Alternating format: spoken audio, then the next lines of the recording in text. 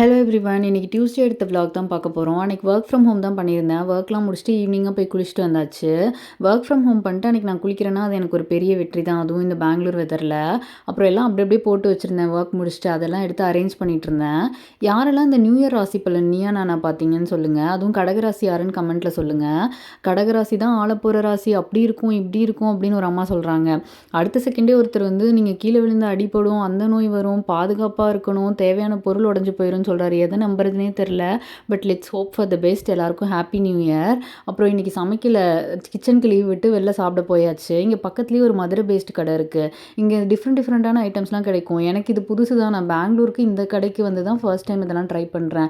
என்னென்னா கொத்து இட்லி, அப்புறம் முட்டை தோசை கொத்து இதெல்லாம் கிடைக்கும். அந்த கொத்து இட்லி என்னோட ஃபேவரெட்டு. மந்த்லி ஒன்ஸ் நான் போய் அட்டனன்ஸ் போட்டு வந்துடுவேன்.